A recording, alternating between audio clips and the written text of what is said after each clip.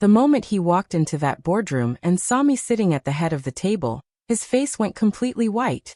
3 years ago, he told me I was too ambitious and left me for a yoga influencer whose only job was resting and receiving. Now here he was, begging for investment from the very woman he called impossible to be around. But let me start from the beginning. My name is Isla Rowan, and once upon a time, I dimmed my light for love. I thought that was what relationships required. I thought that was what made me worthy of staying. I was wrong. At 33, I was a force of nature wrapped in business casual, burning with ideas that could change entire industries.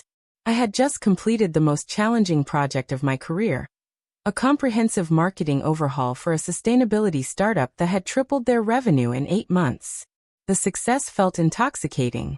Every fiber of my being screamed that it was time to take the leap I had been dreaming about for years. I was ready to launch my own boutique consulting firm. The vision was crystal clear in my mind. I would work exclusively with mission-driven companies, helping them scale their impact while building profitable, sustainable businesses. I had the experience, the network, and most importantly, the fire in my belly that separated the dreamers from the doers. My then boyfriend, Nathan, owned a small but growing eco-clothing brand called Verde Threads. When we first started dating 2 years earlier, he seemed like my perfect match. He was passionate about environmental causes, spoke eloquently about changing the fashion industry, and claimed to value strong, independent women. At first, his support felt genuine and unwavering. "You are absolutely brilliant, Isla," he would say, his eyes lighting up when I shared my business ideas over dinner. "You are going to completely change the game. I am so lucky to be with someone as visionary as you." Those words felt like oxygen to my ambitious soul. Finally, I thought, a man who truly understood and celebrated my drive. But as I got closer to actually launching my consulting firm, something shifted. The praise began morphing into something else entirely. Something that felt less like support and more like subtle sabotage. "You are obsessed with work, Isla," he started saying during what should have been our relaxing evenings together. "Not everything in life has to be a competition, you know." Then came the comments that cut deeper. "You are so intense sometimes. Like really hard to relax around." His voice carried a tone I had never heard before. Part frustration, part something that felt dangerously close to disgust. It is not attractive when you always want to be in control of everything. Each comment landed like a small dagger, precise and painful. I found myself analyzing every interaction, second-guessing every passionate statement about my business plans, wondering if I really was too much for the people around me. At first, I tried to rationalize his behavior. Maybe he was feeling insecure about his own business growth. Maybe he needed more attention from me during this critical phase of Verde Threads development. Maybe I really was being too intense, too focused on work, too controlling. So I made a decision that I will regret for the rest of my life. I paused my launch. Instead of pursuing my own dreams, I threw myself into supporting his. I spent countless hours helping with his social media campaigns, crafting posts that would showcase Verde Threads in the best possible light. I designed his investor pitch deck from scratch, pouring my expertise into making his vision shine for potential backers. I gave and gave and gave, thinking that love meant sacrifice. Thinking that the right relationship required me to make myself smaller, so he could feel bigger. I was spectacularly wrong. The more I dimmed my own light, the more entitled he became to my dimness. The more I supported his dreams, the more he seemed to resent mine. It was as if my success and ambition were personal affronts to his masculinity, threats to some invisible hierarchy he had constructed in his mind. Our conversations became minefields. Any mention of my business ideas was met with eye rolls or comments about my obsession with achievement. When I shared exciting opportunities that came my way, he would find ways to diminish them or redirect the conversation back to his own challenges. I watched myself shrinking in real time, becoming a shadow of the woman I had been just months earlier. 3 weeks before our 3rd anniversary, he asked me to sit down for what he called an important conversation. I remember the date exactly. It was a Tuesday evening in March, and I had just received an email from a potential client who wanted to discuss a 6-figure consulting contract. I was excited to share the news with him, thinking maybe this would finally prove that my ambitions were not just pipe dreams but real, viable opportunities. Instead, he delivered a line that is permanently etched into my memory. I need someone softer, Isla. Less ambitious. You make me feel like I am always coming in second place to your career. The words hit me like a physical blow. I sat there, stunned, as he continued his carefully rehearsed speech about incompatibility and different life goals. He talked about wanting a partner who would be more present, more supportive, more traditionally feminine. He wanted someone who would not challenge him or outshine him, or make him feel inadequate by comparison. Then he left. Just like that. 3 years of my life, reduced to a conversation about how my ambition was too much for him to handle. But the story does not end there. Oh no, it gets so much better. 1 week later, exactly 7 days after telling me he needed someone softer, I discovered through mutual friends that he was already dating someone new. A yoga influencer named Serenity whose Instagram bio literally read, "Professional rest taker and abundance receiver." I wish I was making that up. While I was still processing the emotional whiplash of our breakup, he was already posting couple photos with someone whose entire brand was built around doing as little as possible. The irony was not lost on me, but it stung nonetheless. I could have crumbled. I could have taken his criticism to heart, and convinced myself that maybe I really was too much, too intense, too ambitious for love. I could have spent months wallowing in self-doubt, and wondering what was wrong with me. Instead, I got angry. The good kind of angry. The productive kind of angry. The kind of angry that builds empires. I launched my consulting firm with a vengeance. Rowan Strategy opened its doors on a Monday morning in April, exactly 6 weeks after Nathan walked out of my life. I had spent those weeks channeling every ounce of hurt and frustration into building something extraordinary. The response was immediate and overwhelming. My first 3 clients signed contracts within 48 hours of my official launch. Word spread quickly through my professional network about this new consulting firm that combined strategic business acumen with authentic passion for sustainable impact. By month 2, I was speaking at green business expos across the country, sharing stages with industry leaders I had admired for years. My expertise in scaling purpose-driven companies was suddenly in high demand. By month 6, Fast Company featured me in their 35 Under 35 Innovators list, with a full-page spread about how I was revolutionizing the way sustainable brands approached growth and profitability. The success felt intoxicating, but also validating in a way I had never experienced before. Every new client, every speaking engagement, every media mention was proof that my ambition was not a character flaw but a superpower. But the real plot twist was still coming. In month 8 of Rowan Strategy's existence, I received an unexpected email that would change everything. The message came from Orion & Sons, a mid-sized sustainable fashion company that I knew primarily as Verde Thread's biggest competitor. They were planning a complete rebrand and expansion, moving from their established but somewhat staid image into something sleeker, younger, and more impactful. They needed strategic consulting support for the rebrand. But more than that, they were looking for an investor who understood their vision and could help them scale rapidly. They wanted to meet with me. I agreed to the meeting out of professional curiosity, but as I researched their company more thoroughly, I realized this was a much bigger opportunity than I had initially understood. Orion & Sons had solid fundamentals, great products, ethical supply chains, loyal customer base, but they had been playing it safe for too long. Their branding felt dated, their marketing was uninspired, and they were losing market share to more agile competitors, including Verde Threads. The irony was delicious. I spent 2 weeks diving deep into their financials, their market position, their growth potential. I analyzed their competitive landscape with the thoroughness of a surgeon, paying particular attention to how they stacked up against Nathan's company. What I discovered was fascinating. Verde Threads had been gaining ground not because they were fundamentally better, but because they were more aggressive in their marketing and more willing to take risks. Orion had better products, better ethics, and better potential. They just needed someone to help them realize it. I ran the numbers 3 times to make sure I was not letting my personal feelings cloud my business judgment. But every analysis pointed to the same conclusion. This was an exceptional investment opportunity. I signed a six-figure check with the biggest smile of my life. But I did not stop there. I threw myself into their rebrand with the intensity that Nathan had once criticized. I helped them develop a new visual identity that was bold, sophisticated, and unapologetically confident. I crafted messaging that positioned them not just as an alternative to fast fashion, but as the definitive choice for conscious consumers who refuse to compromise on style or values. The centerpiece of our rebranding campaign was a series of advertisements built around a simple but powerful tagline: "Sustainability should not be small-minded."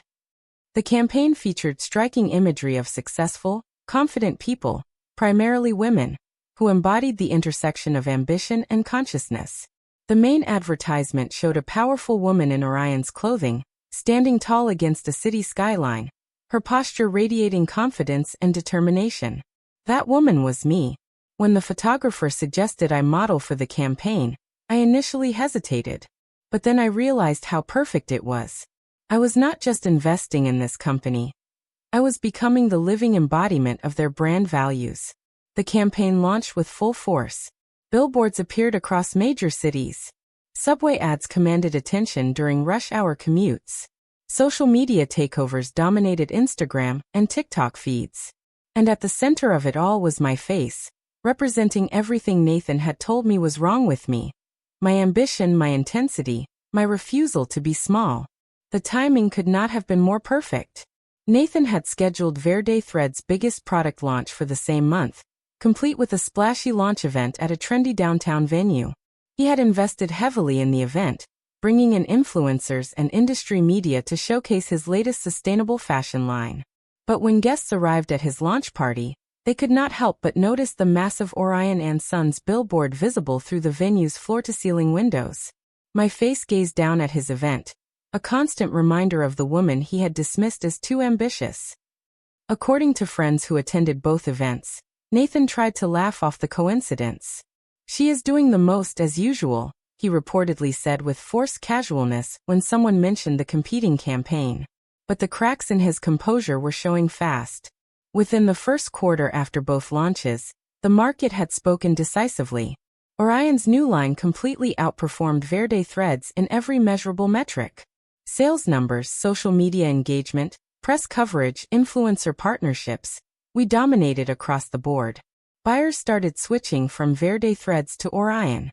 Influencers who had previously promoted Nathan's brand began posting about our superior products and values. Even his manufacturer started prioritizing Orion's orders over his, drawn by our larger volume and more reliable payment terms. The business world is ruthless in its efficiency. Success attracts success, and failure breeds more failure. Nathan's company began a slow but steady decline while Orion soared to new heights. But the final blow was still coming. 6 months after our competing launches, I received another unexpected email. This one made me laugh out loud. It was a formal request for a partnership meeting from Verde Threads. Nathan was seeking additional investment and strategic support to help his struggling company regain its footing in an increasingly competitive market. He had no idea that I was the primary investor behind Orion and Sons. My involvement had been structured through a series of holding companies and investment vehicles that kept my name out of the public records he would have access to. To him, I was still just his ambitious ex-girlfriend who had started a consulting firm. He had no clue that I was now a major player in his industry, with the power to make or break companies like his. I accepted the meeting. The conference room I chose for our appointment was deliberately intimidating. Floor-to-ceiling windows overlooking the city, a massive mahogany table, leather chairs that cost more than most people's monthly salary. I wanted him to understand immediately that this was not a casual conversation between former lovers, but a serious business meeting between a successful investor and a struggling entrepreneur. I arrived early and positioned myself at the head of the table, surrounded by the financial reports and market analysis documents that would determine Verde Thread's fate. I wore one of Orion's newest designs, a sharp, sophisticated blazer that radiated confidence and success. When Nathan walked through those conference room doors and saw me sitting there, his face went through a series of expressions that I will treasure forever. Confusion gave way to shock, shock gave way to embarrassment, and embarrassment gave way to something that looked suspiciously like fear. Isla, he stammered, clearly struggling to process what he was seeing. What are you doing here? I thought I was meeting with the investment team from. I smiled the same smile I had given him when I signed that six-figure check months earlier. Hello, Nathan. It is nice to see you again. Please have a seat. I understand you are looking for someone to invest in your company's future. I watched him slowly realize the full scope of what was happening. This was not just an awkward coincidence or a cruel twist of fate. This was the direct result of every choice he had made, every criticism he had leveled at my ambition, every time he had tried to make me smaller to accommodate his insecurity. You are the investor behind Orion, he said, his voice barely above a whisper. I am indeed. Among other things. I gestured to the chair across from me. Now, shall we discuss why Verde Threads deserves my financial support, despite being consistently outperformed by my other investments in this sector? The next hour was simultaneously the most professional and most personally satisfying meeting of my career. I listened as Nathan presented his business case with increasing desperation, watching him try to find the right words to convince the woman he had once dismissed as too intense to save his failing company. He talked about market conditions and supply chain challenges, and the need for strategic partnerships. He showed me charts and graphs that demonstrated his company's potential for recovery, if only he could find the right investor who believed in his vision. What he could not bring himself to say, but what hung in the air between us like a thick fog, was that he needed me. The woman who was too ambitious, too controlling, too hard to relax around. He needed my money, my expertise, and my connections to survive in the industry where I now held significant power. When he finished his presentation, I sat back in my chair and considered his proposal with the same analytical thoroughness I brought to every investment decision. Nathan, I said finally, your numbers are concerning. Your market share has been declining steadily for the past year. Your brand recognition is being overshadowed by more innovative competitors. Your growth projections seem optimistic given your recent performance trends. I paused, watching his face grow pale as I continued my assessment. But more than that, I have concerns about leadership. The most successful investments I make are in companies led by people who understand how to recognize and nurture talent, who can build strong teams, and who have the emotional intelligence to maintain productive relationships with key stakeholders. I leaned forward slightly, meeting his eyes directly. Based on our previous interactions, I am not confident that Verde Threads has that kind of leadership in place. The silence that followed was deafening. Nathan stared at me across the table, finally understanding the full weight of his past choices. He was not just being rejected for business reasons.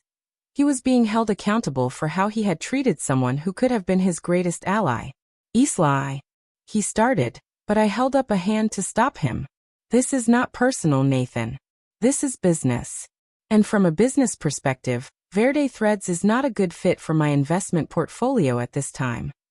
I stood up, signaling that the meeting was over. I do wish you the best of luck finding the right investor for your company. Perhaps someone who values different qualities in their business partners than I do. As he gathered his papers and prepared to leave, I delivered one final line that I had been waiting months to say. Oh, and Nathan? Next time you meet a woman who is passionate about her career, you might want to consider supporting her instead of trying to diminish her. You never know, she might end up being exactly the kind of person who could change your life for the better. He left without another word. 6 months later, Verde Threads filed for bankruptcy. The company that had once been Nathan's pride and joy was acquired by a larger corporation for a fraction of its former value. Nathan himself took a job as a marketing manager at a mid-level fashion company, working for someone else instead of building his own empire. Meanwhile, Orion and Sons continued to thrive under my guidance and investment. We expanded into new product lines, opened flagship stores in major cities, and became a case study in business schools for how to successfully scale a sustainable fashion brand. But my success story extends far beyond a single investment. Rowan's strategy evolved into something much bigger than I had originally envisioned. What started as a boutique consulting firm grew into a full-scale creative incubator for women-led brands.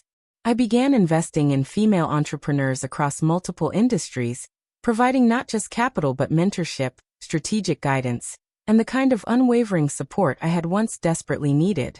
My portfolio now includes sustainable fashion brands, clean beauty companies, innovative technology startups, and social impact organizations. Each investment is carefully chosen not just for its financial potential, but for its leadership team's commitment to building something meaningful and lasting.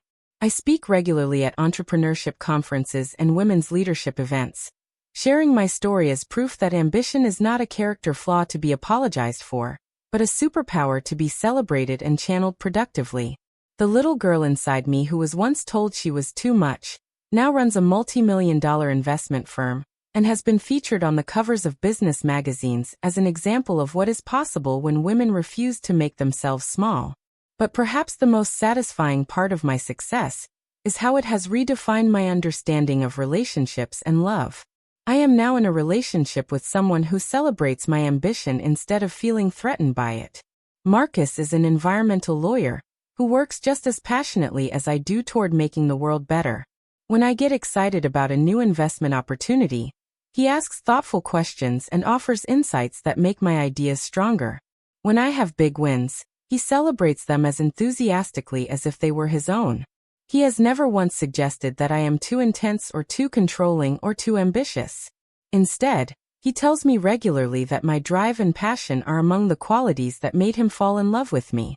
This is what healthy love looks like. Two people who inspire each other to be bigger, better, and more impactful versions of themselves. As for Nathan, I occasionally see updates about his life through mutual friends or social media. He eventually married Serenity, the yoga influencer whose main occupation was resting and receiving.